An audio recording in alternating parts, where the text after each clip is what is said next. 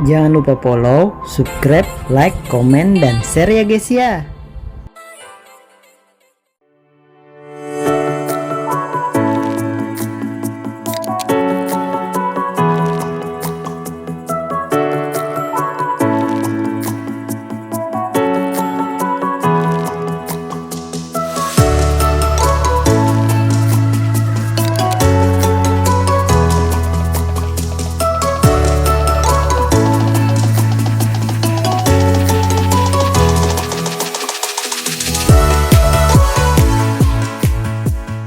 Bismillahirrahmanirrahim.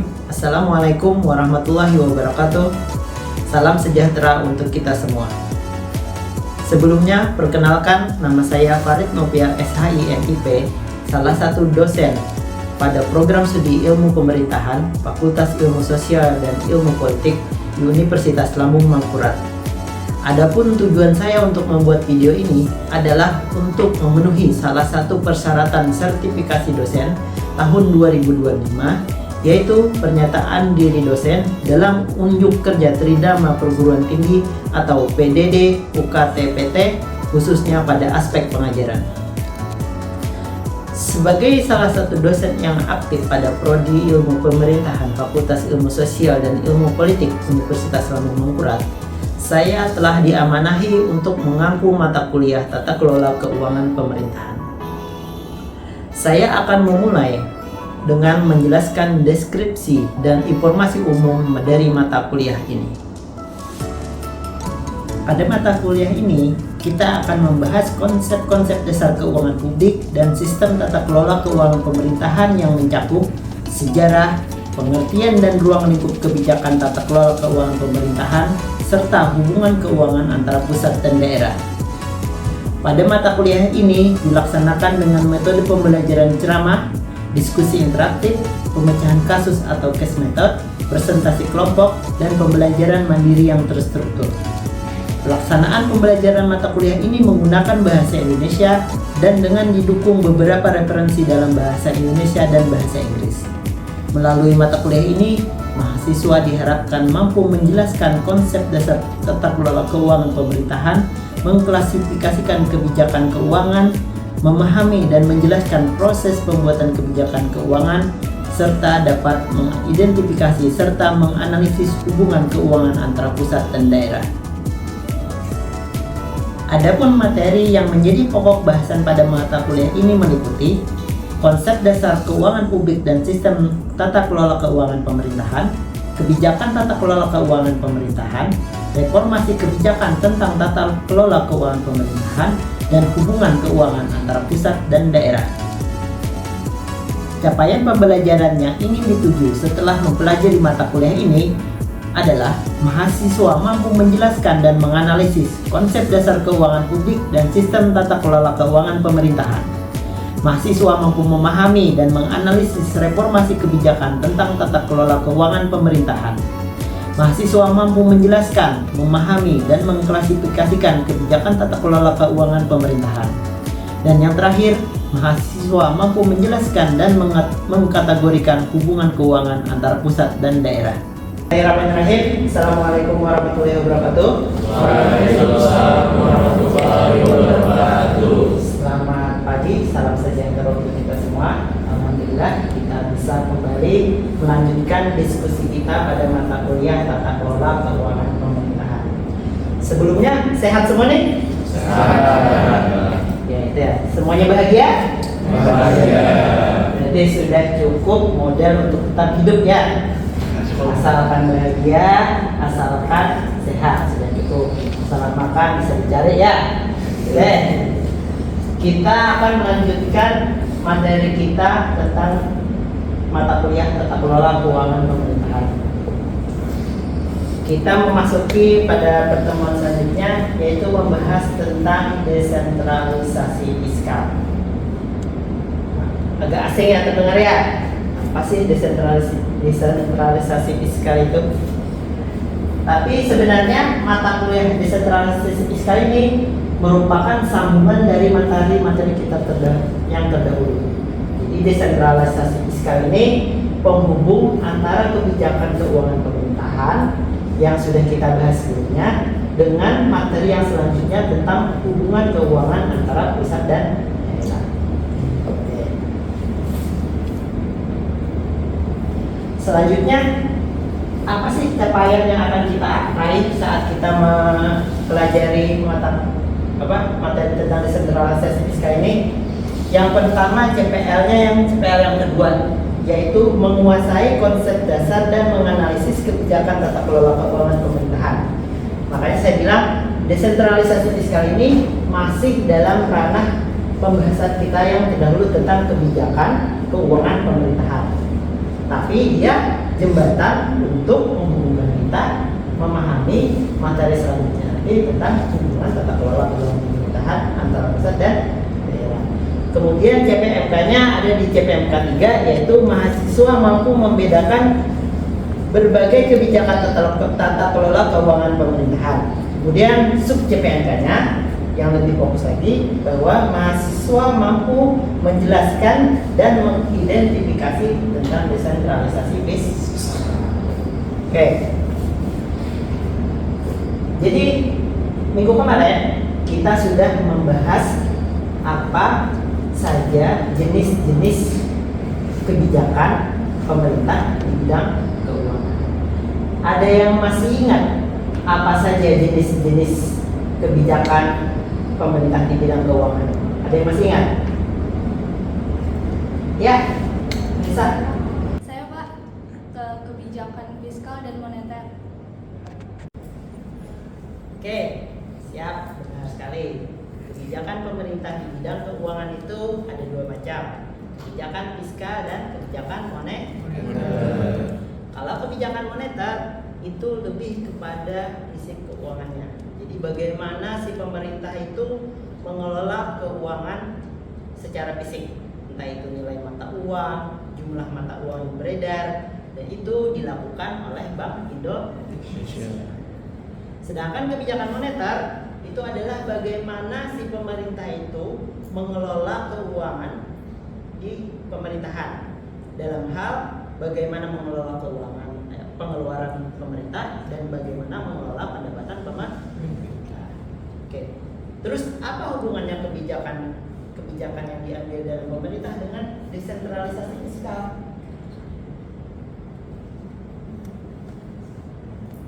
Oke. Saya kasih contoh ya, biar lebih memahami apa yang dimaksud desentralisasi fiskal secara konseptual. Kita bayangkan si Raihan ini anak orang kaya. Dalam 1 minggu dikasih uang jajan 1 juta sama orang tuanya. Besar ya 1 juta ya? Besar. Ada yang suka sama Raihan? Oke, si Raihan ternyata dikasih uang 1 juta. Dan dikasih uang 1 juta itu dipergunakan untuk biaya kuliah. Si orang tuanya cuma ngasih uang 1 juta, ya sudah yang mengelola perkuliahan uangnya nanti si Raihan. Mau dia belikan buku, mau dia traktir dosennya, boleh nggak traktir dosen? Boleh. Atau misalnya traktir teman gitu ya, atau beli cilok gitu. Si orang tua itu cuma memberikan uang, yang mengelola si Raihan. Jadi Raihan, kenapa harus Raihan yang mengelola? Karena yang persis tahu apa yang diperlukan oleh si Raihan adalah Raihan sendiri. Nah, itu konsep dasar dari desentralisasi fiskal. Atau kita gambarkan dalam sebuah hal yang lebih besar dalam sebuah negara. Apakah mungkin Bapak Presiden tahu bahwa nanti di Hadelbak itu harus dibangun jembatan yang namanya jembatan Basit? Gak bisa tahu kan? Atau misalnya di desanya Jainal harus jalannya diperbaiki. Kalau nggak viral, apakah Presiden akan tahu itu kebutuhan desanya Jainal? Nggak tahu kan? Maka dibentuklah suatu konsep kerangka kebijakan yang namanya desentralisasi fiskal. Jadi desentralisasi fiskal itu adalah konsep di mana kewenangan dan tanggung jawab dalam pengelola keuangan dipindahkan dari pemerintah pusat ke pemerintah daerah. Jadi pemerintah pusat memberikan kewenangan pengelolaan keuangannya ke pemerintah daerah. Tujuannya apa? Tujuannya adalah untuk memberikan otonomi kepada daerah dalam mengelola keuangan serta meningkatkan efisiensi dan efektivitas penggunaan anggaran.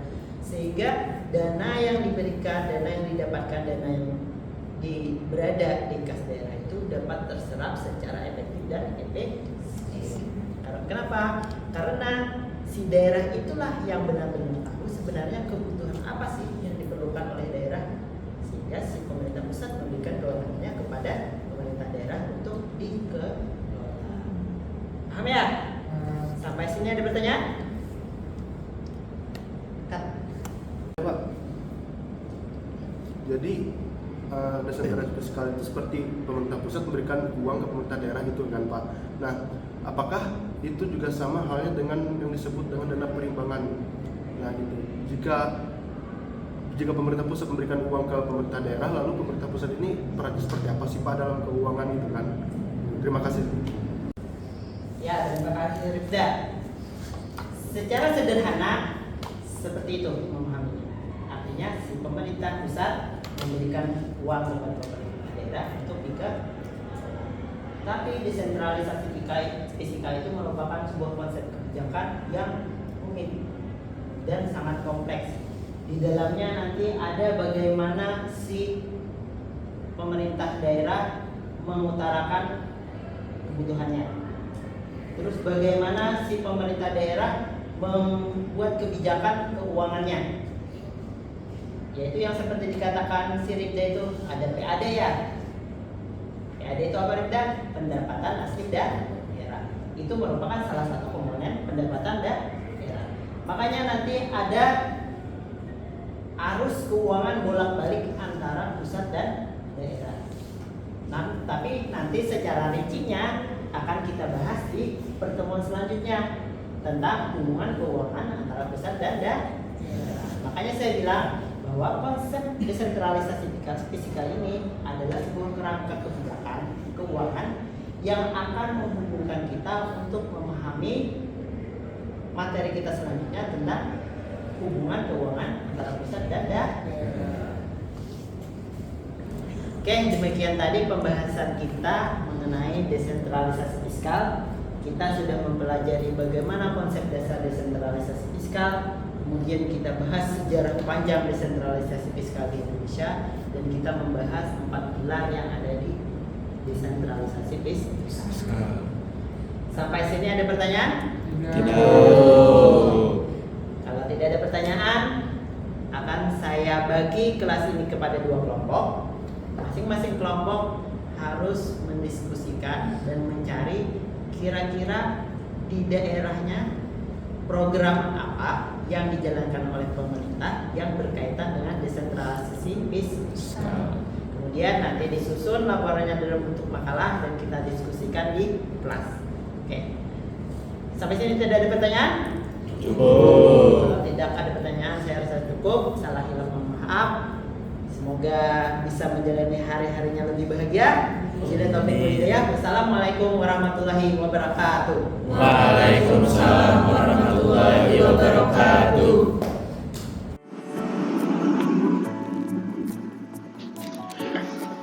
Oke, selanjutnya saya akan mensimulasikan bagaimana teknis pengerjaan ujian.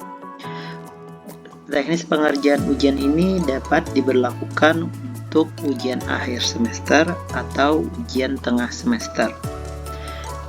Ujian ini dilaksanakan secara hybrid, artinya mahasiswa tetap hadir di ruang kelas, tetapi pengerjaannya dilakukan secara daring atau online. Untuk melaksanakan ujian ini, maka mahasiswa harus menyediakan gadget untuk melaksanakan ujian, baik bisa berupa laptop atau bisa berupa HP atau tablet. Syaratnya semua gadget itu harus terkoneksi lewat jaringan internet karena pengerjaan soal akan dilaksanakan secara daring. Kemudian setelah semua mahasiswa sudah berada di dalam kelas, dosen akan melakukan presensi secara manual agar memastikan bahwa semua mahasiswa yang mengerjakan ujian sudah berada di dalam ruang kelas. Setelah presensi selesai, maka dosen akan membagikan link kepada mahasiswa. Setelah link dibagikan, maka dosen akan mempersilahkan mahasiswa masuk ke halaman ujian dengan cara mengklik link yang sudah dibagikan. Setelah link yang dibagikan diklik oleh mahasiswa, maka mahasiswa akan memasuki ke halaman JIPOM seperti tampilan layar.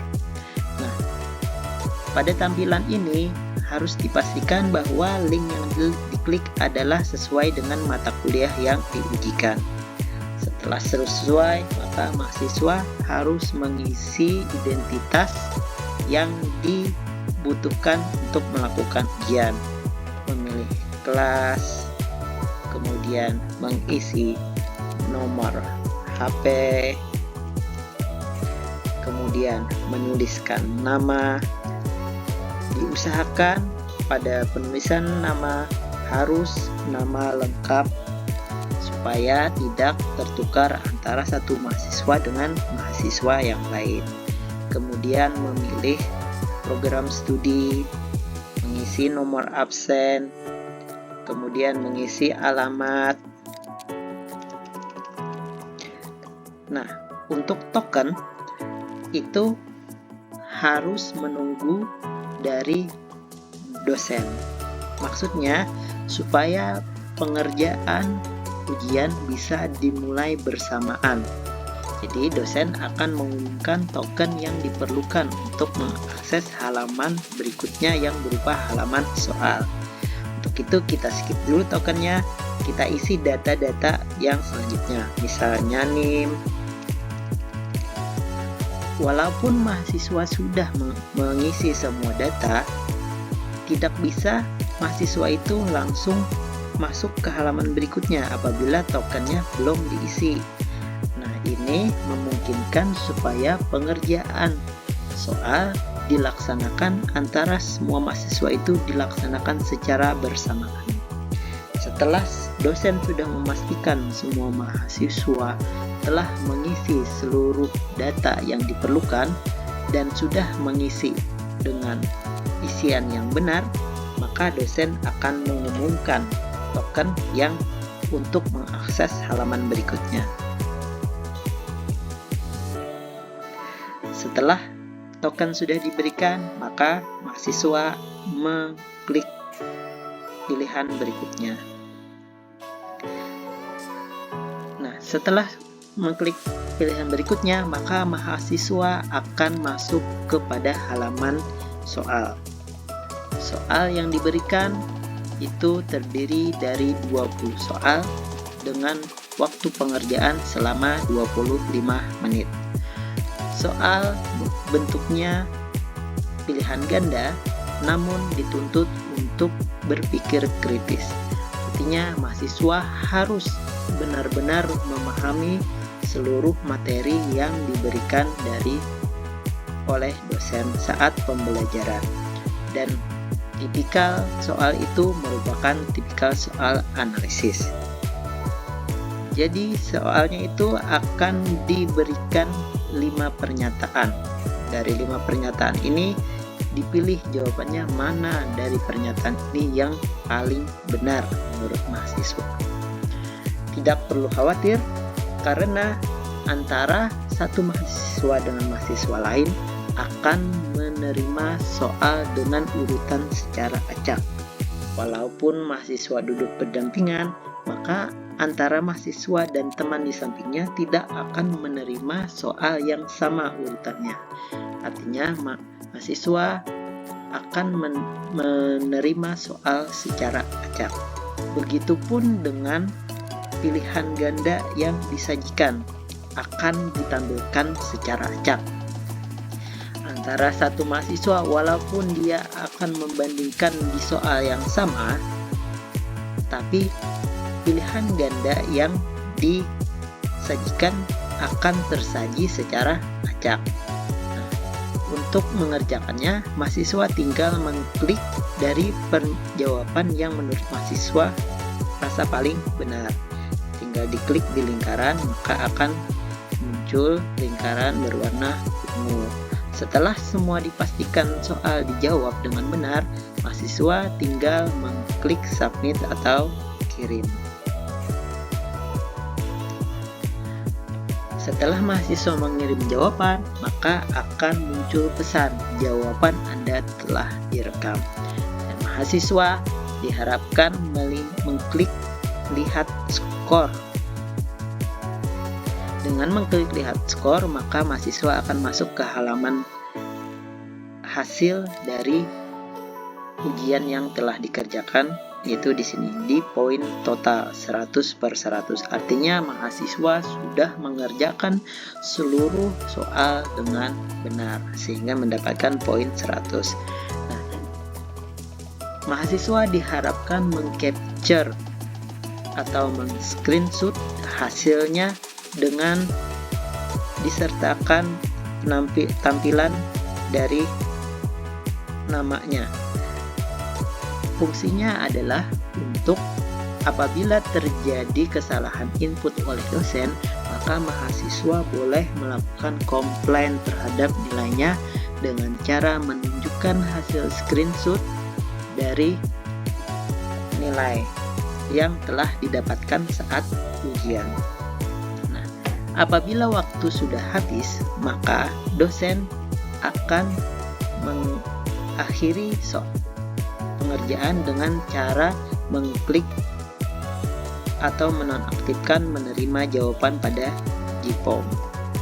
Pada saat ini dilakukan dosen, maka mahasiswa sudah tidak bisa lagi mengerjakan. Pesan yang muncul adalah formulir ujian akhir semester mata kuliah Tata Kelola Keuangan Pemerintahan sudah tidak dapat menerima jawaban lagi. Artinya waktu pengerjaan sudah habis.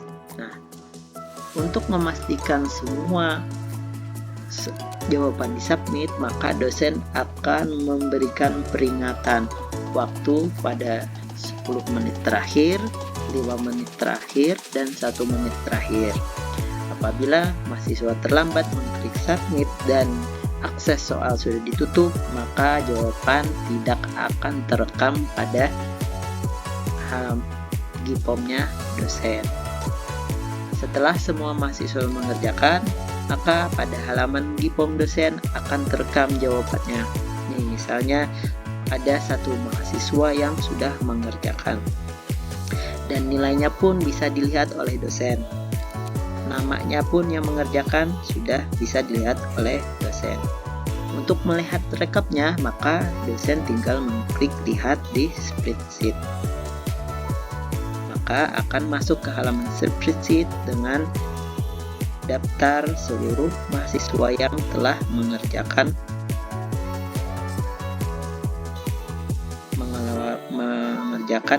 jawabannya.